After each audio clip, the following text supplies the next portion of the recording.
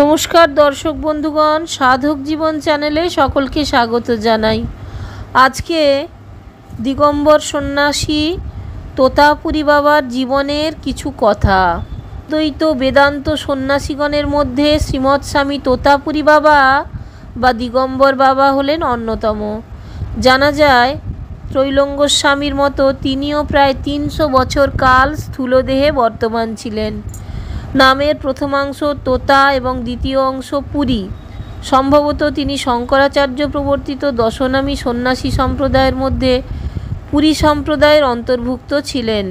তোতাপুরী বাবা এমন একজন বিশিষ্ট সন্ন্যাসী যিনি বিভিন্ন নামে পরিচিত ছিলেন। তিনি কখনো আত্মকথা প্রকাশ করতেন না। কেউ কৌতূহলী হয়ে তার জীবন বিষয়ে কোনো প্রশ্ন করলে তিনি বলতেন, সন্ন্যাসীর কোনো পূর্ব পরিচয় থাকে না, তিনি ছিলেন মহান পরিব্রাজক। তিনি যখন যেখানে যেতেন ভক্তগণ তখন তাকে নিজেদের পছন্দ মতো নামে সম্বোধন করতেন। সেই কারণে তিনি তোতাপুরী বাবা, নাঙ্গা বাবা, দিগম্বর বাবা, ল্যাংটা বাবা, নাগা বাবা প্রভৃতি নানা নামে অভিহিত হতেন। কেউ কেউ তাকে কাঙ্কারিয়া বাবা, আবার কেউ বা মৌনী বাবা বলেও সম্বোধন করতেন। ব্রহ্মচারী তোতাপুরী বাবার জীবন কথা বিশেষ জানা যায় না। তার পূর্বাশ্রমের কোনো পরিচয় পাওয়া যায় না। তার আবির্ভাবের সময়, দিন, তিথি কিছুই জানা যায় না। তার মাতা পিতার বিষয়ে কোনো লিখিত বিবরণ নেই। সম্ভবত মুঘল যুগে 1630 খ্রিস্টাব্দে তিনি জন্মগ্রহণ করেন। তদনীন্তন পাঞ্জাব ও উত্তর পশ্চিম সীমান্ত প্রদেশে কোনো পাঞ্জাবি সুবায় তিনি আবির্ভূত হন। যতদূর জানা যায় বালুচিস্তান প্রদেশের হিংলাজ অঞ্চল হলো বাবার জন্মস্থান। বর্তমানে বালুচিস্তান পাকিস্তানের অন্তর্গত। শৈশবকালে তোতাপুরী বাবা বাল ব্রহ্মচারী রূপে গৃহত্যাগ করেন এবং নাগা সম্প্রদায়ের কোনো গুরুর কাছে দীক্ষা গ্রহণ করেন। হিংলাজে বাবা লাদন নামে একটা মঠ আছে। রাজপুরীজি 7শ শতাব্দীতে সেই মঠ প্রতিষ্ঠা করেন। মঠের বর্তমান মহন্ত হিংলাজ অঞ্চলকেই তোতাপুরী বাবার আবির্ভাব স্থল বলে শনাক্ত করেন। মঠের প্রতিষ্ঠাতা বাবা রাজপুরীজি ছিলেন তোতাপুরী বাবার শিষ্য। এখনও গুরু পরম্পরাক্রমে মঠের মহন্তগণ সকল কার্য সম্পাদন করে থাকেন। 7শ শতকের শেষ ভাগে তোতাপুরী পাঞ্জাবের নাগা মঠের প্রধান মহন্ত ছিলেন। কয়েক দশক যাবৎ তিনি মঠের কাজকর্ম দেখাশোনা করেছেন। তখন মঠে প্রায় 700 নাগা সন্ন্যাসী থাকতেন। তারপর তিনি পরিব্রাজক রূপে দেশ ভ্রমণে বেরিয়ে পড়েন। তোতাপুরী বাবা ভারতের আসমুদ্র হিমাচল পরিভ্রমণ করেছেন এবং সীমান্তবর্তী বহু দেশেও গমন করেছেন। জানা যায় তিনি হিন্দুকুশ পর্বত পার হয়ে গিয়েছিলেন। এশিয়া মাইনর ও হিমালয়ের বিস্তীর্ণ অঞ্চল পরিভ্রমণ করেছিলেন। ক্যাসপিয়ান সাগর ও সুদূর মেসোপটামিয়া পর্যন্ত তিনি গমন করেছিলেন। সেখান থেকে তিব্বত হয়ে উত্তর ভারত, বার্মা, থাইল্যান্ড, দক্ষিণ এশিয়া, মালয়েশিয়া ঘুরে ভারতে প্রত্যাবর্তন করেন। হিন্দুস্থানের প্রতিটি কোণে তিনি পর্যটন করেছেন। কোনো স্থান গিয়েছেন একাধিকবার। তিব্বত, মানস সরোবর, কাশ্মীর উপত্যকা, অনন্তনাগ, উত্তরকাশী, নেপালের তরাই অঞ্চল, বরাহক্ষেত্র, নিম্নদেশে দার্জিলিং, সিকিম, পূর্বে কামাখ্যা অঞ্চলে পরিভ্রমণ করেছেন কয়েক দশক ধরে। আবার কখনো কখনো ঘুরেছেন গাঙ্গেয় অববাহিকায়, নর্মদা, কাবেরী তটে। বছরের পর বছর কাটিয়েছেন হরিদ্বার, মিরাট, কাশী, ফয়জাবাদ, ভাগলপুর, গয়া প্রভৃতি স্থানে। গুজরাটের মৈনাক গিরনার, পার্বত্য দেশে অমরকণ্টক, চিত্রকূট, শ্রীশৈলম, অরুণাচল পর্বত পরিভ্রমণ করেছেন। গঙ্গাসাগর, রামেশ্বর, কন্যাকুমারী, পুরী প্রভৃতি স্থানে গমন করেছেন একাধিকবার। এমনি প্রায় 100 বছর কাল তোতাপুরী বাবার মহাপরিব্রাজন অতিবাহিত হয়েছে। তার প্রিয় সাধনভূমি নর্মদা। নর্মদা শুধু তপভূমি নয়, দেবভূমি। সেই পৌরাণিক কাল থেকেই নর্মদার মাহাত্ম্য প্রচারিত হয়ে আসছে। রুদ্রদেহের শ্বেদবিন্দু থেকে সৃষ্ট নর্মদা সপ্তকল্পকালব্যাপী বিরাজিত। বহু সাধু মহাত্মার সাধনস্থলী নর্মদা। নর্মদা সিদ্ধিদাত্রী, মহাপাতকনাশিনী এবং মোক্ষদায়িনী।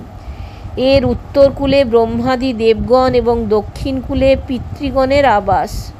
শুদ্ধ মনে শুধুমাত্র নর্মদাকে দর্শন করে মানুষ নিষ্পাপ হয়ে যায়। নর্মদা তীরে ওঙ্কারনাথ পাহাড়ে আচার্য শঙ্করের দীক্ষা হয়। পবিত্র নর্মদা তীর্থ অদ্বৈত সন্ন্যাসী তোতাপুরী বাবার সাধন ক্ষেত্র। তিনি সেই নর্মদা কূলে 40 বৎসর যাবৎ তপস্যা করে নির্বিকল্প সমাধি লাভ করেছেন। যোগ জীবনে তিনি প্রায় যোগের সকল মার্গেই সাধনা করে সিদ্ধি লাভ করেছিলেন। প্রায় 100 বৎসর কালব্যাপী চলেছে তার সাধনা ও তপস্যা। শৈব, শাক্ত, বৈষ্ণব প্রভৃতি কোনো পরম্পরাকেই বাদ দেননি তিনি। সকল মত ও পথের সঙ্গেই পরিচিত হয়েছেন। অবশেষে তিনি আদি শঙ্করাচার্যের অদ্বৈত জ্ঞান নিষ্ঠার ধারাকে অবলম্বন করেছিলেন। দক্ষিণ বিহারের ঝাড়খণ্ডে ছিন্নমস্তার মন্দিরে তিনি অন্য দেহে প্রবেশের সাধনায় সিদ্ধি লাভ করেন। সাধুসঙ্গ তোতাপুরী বাবার জীবনের অন্যতম গুরুত্বপূর্ণ বিষয়। কাশীর সচল শিব তৈলঙ্গ গোস্বামী, নাথ সম্প্রদায়ের গুরু গোরখনাথ, মহাবতার বাবাজি, হরিহর বাবা, জ্যোতিবা বাবা, বিজয়কৃষ্ণ গোস্বামী, হারিয়া খান বাবা, সীতারাম দাস, ওঙ্কারনাথ, বামাখ্যাপা, নিগমানন্দ সরস্বতী, শ্রীরামকৃষ্ণ পরমহংস, স্বামী ব্রহ্মানন্দ পরমহংস, স্বামী যোগানন্দ, যুক্তেশ্বরজি, মহর্ষি রমন প্রমুখ মহাত্মাগণের সঙ্গে তার সাক্ষাৎ হয়। শোনা যায় রামকৃষ্ণ পরমহংসদেব, হরিহর বাবা, স্বামী ব্রহ্মানন্দ পরমহংস এবং আরও অনেকে তার কাছে বেদান্ত দীক্ষা গ্রহণ করেছিলেন। মহাজীবনের অন্তিম পর্বে তোতাপুরী বাবা প্রায় 40-50 বৎসর শ্রীক্ষেত্র পুরীতে অবস্থান করেছিলেন। সমুদ্রতটে নির্জন জঙ্গলময় গিরনারিবন্তে অদ্বৈত ব্রহ্ম আশ্রম প্রতিষ্ঠা করেছিলেন। সেখানে অসংখ্য তাপিত মানুষকে অকৃপণ অনুগ্রহ দান করে ধন্য করেছেন। অবশেষে 1961 সালের 28 আগস্ট শ্রাবণী পূর্ণিমার সকালবেলায় মহাজ্ঞানী তোতাপুরী বাবা মহাসমাধি লাভ করেন। ধামে তিনি দিগম্বর পরমহংস বাবা নামেই পরিচিত ছিলেন। তবে একটা বিষয় অনুধাবনযোগ্য যে তোতাপুরী বাবার এক বিগ্রহই সর্বত্র সকল মঠ আশ্রমে বিরাজিত আছে। পুরীর গিরনারবন্দ অদ্বৈত ব্রহ্ম আশ্রমে তোতাপুরী বাবার যে মূর্তিতে সেবা পূজা হয়, সেই একই বিগ্রহ হিংলাজের বাবা লাদন মঠ, আনন্দপুরী মঠ, বাবা রাজপুরীজি মঠ এবং রামকৃষ্ণ মিশনে পূজিত হয়ে থাকে। মধ্য ভারতের সকল তীর্থ পরিভ্রমণ করে ব্রহ্মজ্ঞ তোতাপুরী পূর্ব ভারতে আসেন। বহু তীর্থ পুণ্যস্থলী যে যদৃচ্ছ পরিব্রাজন করতে থাকেন। গঙ্গাসাগর থেকে ফেরার পথে তিনি কলকাতার কাছে দক্ষিণেশ্বরে ভবতারিণীর কালীবাড়িতে আসেন। তোতাপুরী নির্বিকল্প সমাধি বুথিত পুরুষ পরম ব্রহ্মে সর্বদা রমণ করেন। নির্বিকল্প সমাধি সিদ্ধ হওয়া সত্ত্বেও ব্রহ্মজ্ঞ তোতা পর্যটন বার হয়েছিলেন। কারণ যিনি সর্বদা ব্রহ্মচিন্তায় মগ্ন থাকেন, তিনি জগৎ প্রপঞ্চের মধ্যেও সেই পরম সত্তাকেই দর্শন ও উপলব্ধি করেন। সন্ন্যাস জীবনের উদ্দেশ্যটাই হলো ব্রহ্মকে জানা ও সাক্ষাৎ করা। ব্রহ্ম সাক্ষাৎকারী সন্ন্যাস জীবনের পরম পরিণতি। জ্ঞান দ্বারাই সেই পরম তত্ত্ব জানা যায়। ঋগ্বেদের মহামন্ত্র হল প্রজ্ঞানমানন্দং ব্রহ্ম। পরোক্ষ অপরোক্ষ জ্ঞান সম্পন্ন যিনি, অর্থাৎ যার শাস্ত্রজ্ঞানের সঙ্গে আত্ম অনুভূতি আছে, তিনি যথার্থ ব্রহ্মবিদ গুরু। সর্বকারণ জ্ঞানস্বরূপ একমাত্র পরম ব্রহ্মই আছেন, এমন জ্ঞানকে বলে পরোক্ষ জ্ঞান। আর আমি সেই নিত্য শুদ্ধ মুক্ত স্বরূপ আনন্দময় পরম ব্রহ্ম, এই অনুভূতিকেই বলে অপরোক্ষ অনুভূতি বা অপরোক্ষ জ্ঞান। প্রজ্ঞাবান শ্রীমৎ পরিব্রাজকাচার্য তোতাপুরী সেই ব্রহ্মবিদ বরিষ্ঠ তত্ত্বজ্ঞ পুরুষ। ভূভারতে পরিব্রাজনের মধ্যে দিয়ে তিনি শঙ্করাচার্যের উপলব্ধ পরম প্রজ্ঞাবাণীকেই বেদান্তবিদ গুরুরূপে জগতে প্রচার করতে উদ্যোগী হয়েছিলেন। বেদান্তবাদী গুরু তোতাপুরী এসেছেন দক্ষিণেশ্বরে। ঠিক করেছিলেন 3 দিন কালীবাড়িতে থেকে ফিরে যাবেন উত্তর পশ্চিম ভারতে। কিন্তু ব্রহ্মময়ী জগদম্বা কী কারণে তাকে দক্ষিণেশ্বরে এনেছিলেন এখন তা জানা ছিল না। চাঁদনি ঘাটে ঠাকুর রামকৃষ্ণ বসে বসে আপন মনে মায়ের নাম করছেন। এমন সময় দীর্ঘ বপু বৈদান্তিক সন্ন্যাসী তোতাপুরী তাকে দেখেই অদ্ভুত এক আকর্ষণ অনুভব করলেন। বেদান্তবিদ্যার শিক্ষার এমন উত্তম অধিকারী এই বিরল ব্যক্তিকে বহু করে তিনি ঠাকুরকে নিরীক্ষণ করে বুঝতে পারলেন এই পুরুষ কখনো সাধারণ মানুষ হতে পারে না। তিনি এগিয়ে এসে ঠাকুরকে জিজ্ঞাসা করলেন, তোমাকে বেদান্ত বিদ্যা শিক্ষার উপযুক্ত মনে হচ্ছে, তুমি আমার কাছে বেদান্ত সাধন করবে। ঠাকুর রামকৃষ্ণ জটামণ্ডিত শুশ্রু কুম্ভধারী দিগম্বর বিরাট দেহী সাধুকে দেখে বললেন, আমি মায়ের সন্তান, আমি নিজে কিছুই জানি না, আমার মাই সব জানে। আগে তাকে জিজ্ঞেস করে আসি, যাও তোমার মাকে জিজ্ঞেস করে এসো, আমি কিন্তু দীর্ঘকাল এখানে থাকবো না। ঠাকুর ধীরে ধীরে ভবতারিণী মায়ের মন্দিরে গেলেন। বললেন, মাগো, এক ল্যাংটা সাধু আমায় বেদান্ত শিক্ষে দিতে চায়, কি করব বলে দাও। ঠাকুর ভাবাবিষ্ট হয়ে শুনতে পেলেন, যাও বেদান্ত শিক্ষা করো, তোমাকে শেখাবার জন্যই তার এখানে আগমন ঘটেছে। ফিরে এসে তিনি তোতাপুরীকে মায়ের অনুমতির কথা বললেন এবং তোতাপুরীকে বৈদান্তিক গুরুরূপে বরণ করলেন। মন্দিরের মধ্যে দেবী মূর্তিকে শ্রীরামকৃষ্ণ মাতারূপে সম্বোধন করে অনুমতি নিয়েছেন শুনে তোতার মনে সংশয় দেখা দিল। তিনি ভাবলেন, রামকৃষ্ণ কুসংস্কারে আচ্ছন্ন, পাষাণ মূর্তি পূজায় বিশ্বাসী, মূর্তির মধ্যে কখনো ভগবৎ শক্তির বিকাশ হতে পারে না বলে বেদান্তি তোতা দৃঢ় মত পোষণ করতেন। তিনি নির্গুণ ব্রহ্মের উপাসক, একমাত্র বেদান্ত বিজ্ঞানের অনুধ্যানেই সেই সত্য অনুভূত হয়, সেখানে মূর্তি পূজার কোনো প্রয়োজন থাকতে পারে না। তোতা নিরাকার ব্রহ্মে বিশ্বাসী।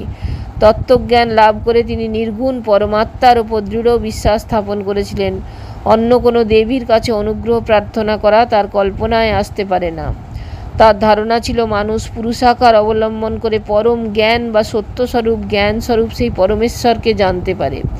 মূর্তি পূজা বা উপাসনা একমাত্র কুসংস্কারাচ্ছন্ন ভ্রান্ত পথিকেরাই করে থাকে।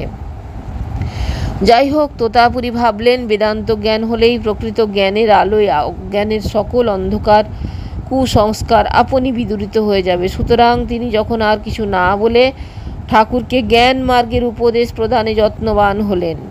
বেদান্তি গুরুর দীক্ষা নিতে হলে আগেই ঠাকুরকে শিক্ষা সূত্র ত্যাগ করতে হবে এবং শাস্ত্রবিধান অনুযায়ী সন্ন্যাস গ্রহণ করতে হবে। ঠাকুর রামকৃষ্ণ সম্মত হলেন, কিন্তু জানালেন তিনি সন্ন্যাস নেবেন গোপনে, যাতে তার বৃদ্ধা মাতা কোনো ক্রমে ব্যথা না পান। তোতাপুরী ঠাকুরের কথায় সম্মতি জানিয়ে বললেন, বেশ তাই হবে। এরপর তিনি পঞ্চবটিতে সাধনের আসন পাতলেন। নির্দিষ্ট দিনে তোতাপুরী ঠাকুরকে নিয়ে পিতৃপুরুষদের শান্তির জন্য শ্রাদ্ধাদি কর্ম করলেন এবং শিষ্যের নিজ আত্মার তৃপ্তির জন্য পিণ্ডদান করালেন। ঠাকুর তোতাপুরীকে বেদান্ত গুরু হিসাবে গ্রহণ করেছিলেন, সুতরাং তার সকল আদেশ পালন করলেন। পঞ্চবটিতে আসন পেতে দীক্ষা লাভের জন্য অপেক্ষায় রইলেন। শুভ ব্রাহ্ম মুহূর্তে গুরু শিষ্য পঞ্চবটির কুটিরে বসলেন। হোম যজ্ঞ শুরু হলো। সনাতন গুরু পরম্পরাগত ধারায় মন্ত্রোচ্চারণ করে তোতাপুরী হোম করতে লাগলেন। ঠাকুরও তোতাপুরীর কথা অনুসরণ করে অগ্নিতে আহুতি দিতে লাগলেন। প্রথমে সন্ন্যাস গ্রহণের প্রার্থনা মন্ত্র পাঠ করলেন, তারপর শুরু হলো বিরজা হোম। ক্ষিতি অপ তেজ মরুদ বোম রূপে আমাতে অবস্থিত পঞ্চভূত সকল পবিত্র হোক। আহুতি প্রদান দ্বারা আমি যেন রজগুণ প্রসূত মলিনতা থেকে মুক্ত হয়ে জ্যোতি স্বরূপে উন্নীত হই, ইত্যাদি অনেক মন্ত্র পাঠ হলো। বহুক্ষণ ধরে হোমাগ্নিতে আহুতি দিয়ে বলা হলো, ভূরা আদি লোকলাভের প্রত্যাশা পরিত্যাগ করলাম এবং আমি জগতের সর্বজীবকে অভয়দান করছি বলে সংকল্প উচ্চারণ করানো হলো। অবশেষে বিরজা সুসম্পন্ন হলো। তারপর শিক্ষাসূত্র যজ্ঞোপবীত যথারীতি আহুতি দেওয়া হলো। ঠাকুরকে কৌপিন ও কাঁসায় প্রদান করা হলো। এবার ঠাকুর গুরুর নিকট উপদেশ গ্রহণ করতে বসলেন। তোতাপুরী দীক্ষা প্রদান করে ঠাকুরকে রামকৃষ্ণ নাম প্রদান করেছিলেন। বেদান্তবিদ তোতাপুরী ঠাকুর রামকৃষ্ণকে বেদান্ত প্রসিদ্ধ নেতি নেতি উপায় শিক্ষা দিতে লাগলেন। দর্শক বন্ধুগণ, যদি ভালো লাগে তাহলে অবশ্যই চ্যানেলটা একটা লাইক শেয়ার সাবস্ক্রাইব করার অনুরোধ রইল। আর সকলকে অজস্র ধন্যবাদ আমার চ্যানেলে আসবার জন্য। নমস্কার।